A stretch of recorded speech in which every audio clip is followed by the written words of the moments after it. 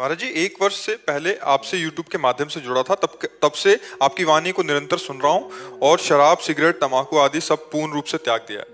महाराज जी, निरंतर नाम जप चलाने का प्रयत्न कर रहा हूँ, जिसमें थोड़ा सफल भी हो रहा हूँ, परंतु फिर भी ऐसा महसूस होता है कि मन बड़ी इन सब कृपा है। साधनाओं का कम समय में इतना लाभ ले लिए हो तो चुप रहो और धैर्यपूर्वक अभ्यास बढ़ाते रहो। कोई गलती ना हो तो आगे जो चाहत है वो पूरी हो जाएगी।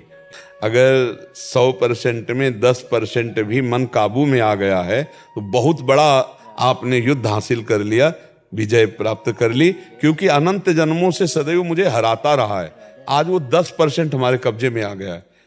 10% भजन में लगने लगा ना, बहुत बड़ी बात कर ली। धीरे धीरे परसेंट बढ़ाते चले जाइए। और ये इतना प्यारा मन है कि इसे जो पकड़ा दो पकड़ लेता है। जैसे अभी हमने विषय पकड़ाए संसार के, तो पकड़े ना, गंदे से गंदी बातें पकड़े। अब हम भजन पकड़ाएंगे तो पकड़ रहा है ना। जैसे आपने 10 मिनट भजन शुरू किया, अब उस 10 मिनट में कोई आपसे आकर बात करना चाहे तो आपको बुरा लगेगा कि यार 10 मिनट तो भजन करता हूं, कम से कम चैन से 10 मिनट भजन, मतलब मन 10 मिनट के लिए राजी हो गया। तो हम धीरे धीरे उसको समय से बढ़ाते राजी करते चले जाए। धीरे धीरे अंदर ही अंदर नाम जप कर रहे हैं, बाहर से शरीर से कर्म कर रहे हैं, बहुत बढ़िया भजन हो जाएगा। स्थिति में रहते हुए आहार में जैसे घर में लहसुन प्याज वगैरह खाते हैं तो फिर नहीं, लहसुन प्याज और तमोगुण की वृत्ति करने वाला, इसमें मंत्राकार वृत्ति तो के कारण अगर घर में नहीं। बोले तो पत्नी है, फिर वो कहती है हम भी नहीं खाएं क्या तुम्हारे चक्कर में। तो वो अमरवती है क्या, वो अमृत है क्या प्याज लहसुन? यार बिना इसके कितना सुंदर सुंदर भोग बनता है। वृंदावन में सब ठाकुरों को 56 भोग लगते हैं। प्याज लहसुन केवल तमोगुण के कारण त्याज्य है। अच्छा, दुर्गंध नहीं आती? आती ना दुर्गंध। मतलब एक आदमी अगर प्याज लहसुन खा के ऐसे बात करे तो सामने से दुर्गंध आती है। कौन सा स्वाद है यार प्याज लहसुन? पता नहीं लोग कैसे प्याज लहसुन को इतना पसंद करते। तमोगुणी चीज है, उसमें कोई लाभ थोड़ी है, कोई लाभ नहीं है। गुरुदेव, आयुर्वेद में लहसुन का बहुत ही देखो, औषधि में संखिया का भी प्रयोग है, खाओगे मर जाओगे। अगर आयुर्वेद शोध करके वैद्य देता है तो वो हमारे लिए औषधि है। देखो, बहुत सी औषधियां दूषित पदार्थों से बनती है, लेकिन दूषित पदार्थ नहीं है, उसे हम औषधि बोलते हैं।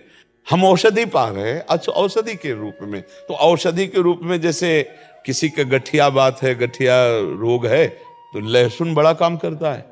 आप उसको कैप्सूल की तरह ले जाओ, हमने देखा है। लेकिन चटनी और सब्जी और भोजन में नहीं डाल सकते।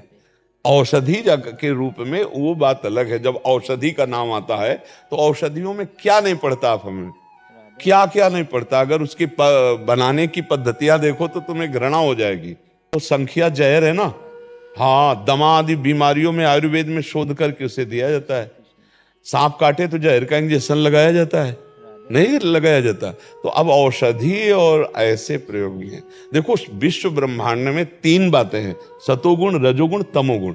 अब हमको भजन करने के लिए सात्विक वृत्ति चाहिए, निर्मल मति चाहिए, तो हमको रजोगुण या तमोगुणी आहार त्यागना पड़ेगा। बस बात इतनी है।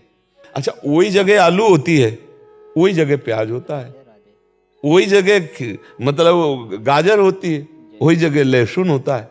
खेती में अपने लोग किसान के तो सब देखा है।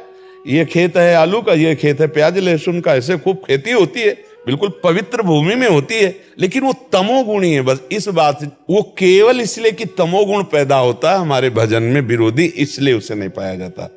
तो अब लहसुन प्याज के बिना भी बढ़िया यार जीवन जिया जा सकता है, पूरी जिंदगी हो गई। तो अब ये कि जवान को जैसा आप स्वाद दे, तो भाई देखो, स्वाद अगर पकड़ लिया प्याज लहसुन का तो फिर कैसे बनेगा?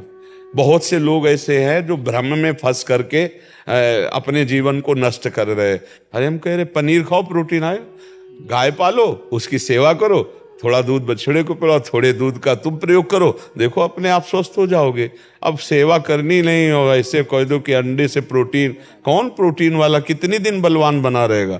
शरीर तो नाशवान है, अपराध तो बनी रहा है, जीव तो उसमें है ही है, चैतन्य तो है ही है। अब देखो, छोटे छोटे नहीं निकलते चूजा उसके, तो जीव नहीं उसमें। हाँ, तो क्या मूली में जीव नहीं है? क्या गाजर में जीव नहीं? क्या आलू में जीव नहीं? उखाड़ के फेंक तो सूख जाएगा। जो जिसके लिए निर्धारित कर दिया गया, हम मनुष्य हैं, हमारे लिए निर्धारित किया गया सब्जी, फल, फ्रूट, अन्न विविध प्रकार के। राक्षसों के लिए वो राक्षसी भोजन है, हिंसक पशुओं के लिए वो भोजन, अपने लिए नहीं। तो अपने जब भगवत मार्ग में चल रहे हैं तो अपने को बचना चाहिए, समझाना चाहिए, पत्नी को समझाना चाहिए। और ना समझे तो फिर जहां तक हो, अगर नियमावली ले लो कि आप बनाओ सब्जी खाओ, हम सब्जी नहीं पाएंगे, हम नमक रोटी खाएंगे, भगवान का भजन करना, हम नमक रोटी खा के पूरी मेहनत, अभी सब ठीक हो जाएंगे। नहीं, हम नहीं पा सकते। हम नमक रोटी पा लेंगे, दही रोटी पा लेंगे, दूध रोटी पा लेंगे, लेकिन जिसमें प्याज पड़ा है, लहसुन पड़ा है, तो अलग बना के देने को तैयार है, वो कहते तुम्हारे लिए अलग बना। तो बढ़िया है, फिर क्या, अलग बनाओ खाओ, बढ़िया है भोजन। भजन करने के लिए थोड़ा सात्विक भाव तो चाहिए। भजन मार्ग में तो थोड़ा दुख सहना पड़ेगा, जबान को संभालना पड़ेगा। एक तुम खुद नहीं चाहते हो कि लहसुन की चटनी और प्याज वाली चौक वाली सब्जी के क्योंकि जो ऐसी पाता है, तो हम आपको बताए ना, चाहे जितनी बढ़िया दाल सब्जी हो, फिर उसकी जबान में अच्छा नहीं लगेगा। तो कोशिश करो, जैसे विद्यार्थी हैं, नौकरी पेशा वाले हैं, हम उनको ज्यादा इस बात पर जोर नहीं देते कि आप प्याज लहसुन मत खाइए।